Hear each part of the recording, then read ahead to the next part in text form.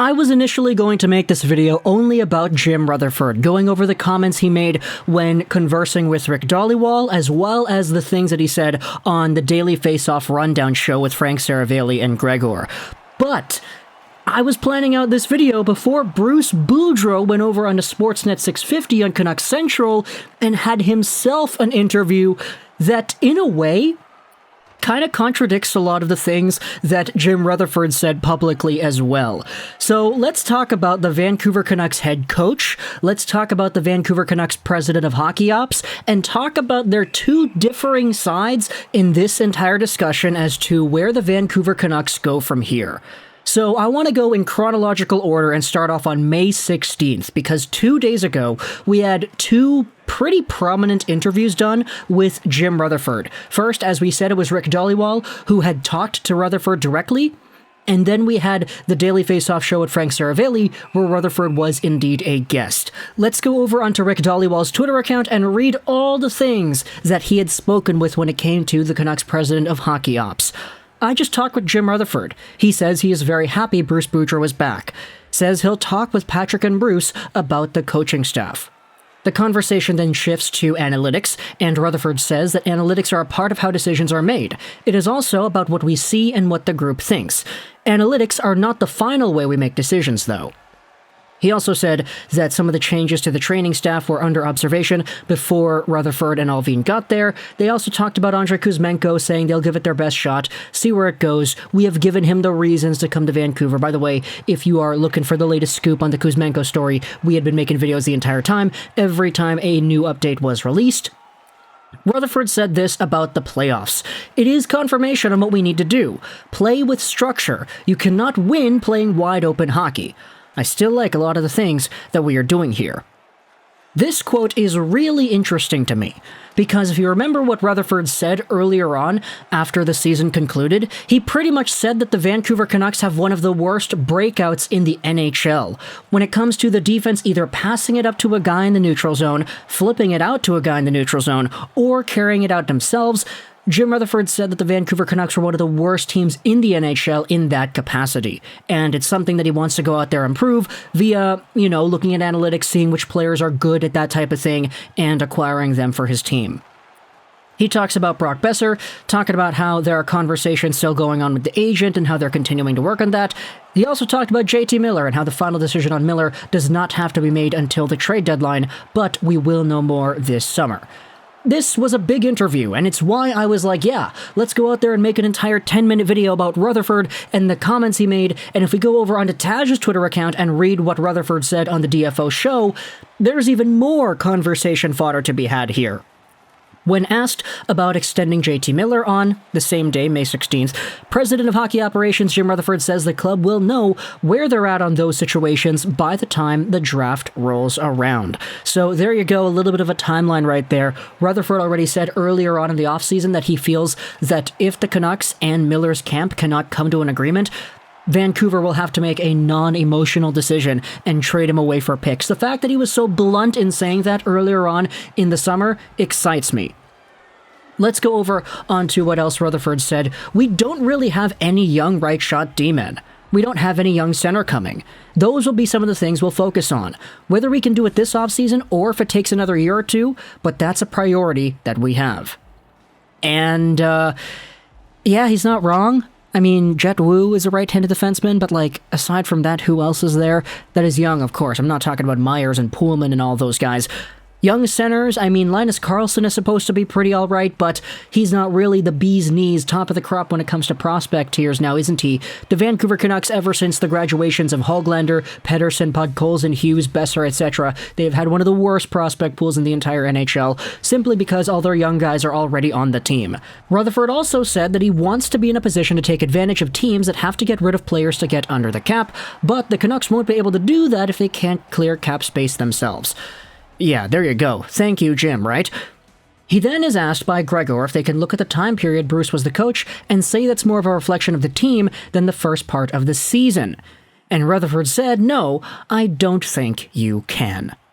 This is an amazing quote. What this means is that he's saying, hey, just because Boudreau came in here and he had a 100-point pace record with the team does not mean you can look at the Canucks and say they're a 100-point pace team. Rutherford is very explicitly saying that the team is a lot worse than what a 100-point pace could suggest. Now, I'll tell you one player whom Jim Rutherford believes his second half defines him and not the first, Elias Pettersson. The way he played in the second half of the season is what he is. He's a terrific player. He is a star in this league, which I'm not going to go out there and disagree with. Now, that wraps up our Jim Rutherford segment. Normally, I'd take a lot more time explaining these quotes in detail and giving my own opinions about it, but we have an entire other interview by Bruce Boudreau done yesterday on the 17th, pretty much contradicting a lot of the things that Rutherford went out there and said. Now, one thing that he did not contradict was JT Miller. Boudreau mentioned on Sportsnet Canucks Central that he loves Miller and that he hopes he is there forever, but Boudreau is indeed fine with whatever management does. We then get into the nitty-gritty. Dan Riccio asked Boudreau about Rutherford referencing how much Demko factored into the team's success.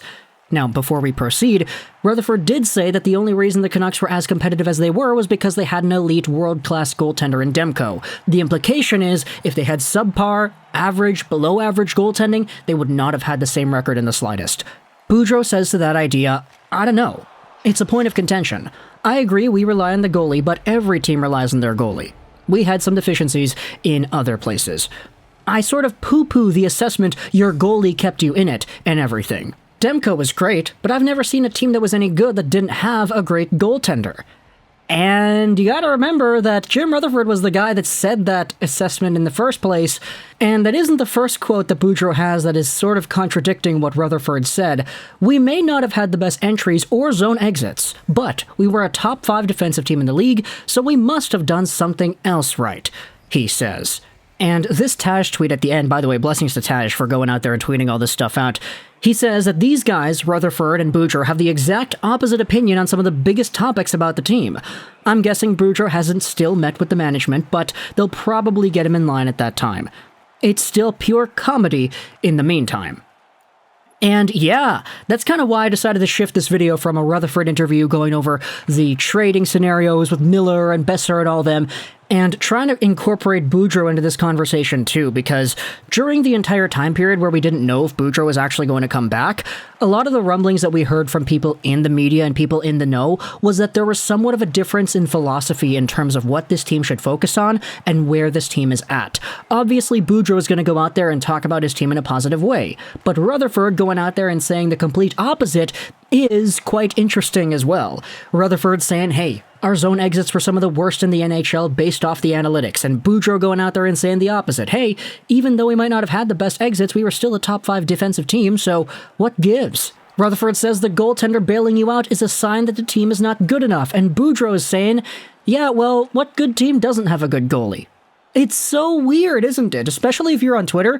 This is like half and half. The Thomas Drance fanatics who go out there and use analytics to define things, and then you have the heart and soul Jim Benning truthers who go out there and say that, oh, it's okay, Benning built a good roster, they could have made the playoffs, they would have done all right in the playoffs, just get in the playoffs and anything can happen kind of crowd. It's so weird because we don't usually see these things so out there in the open. Like, I don't discredit the idea that people within hockey organizations could have disagreements in philosophies at all, right? It probably happened many times before. We saw Trevor Linden walk away from the organization the third time, not the first or the second time when he was a player, but the third time because of philosophical differences with the Alcalinis and whatnot.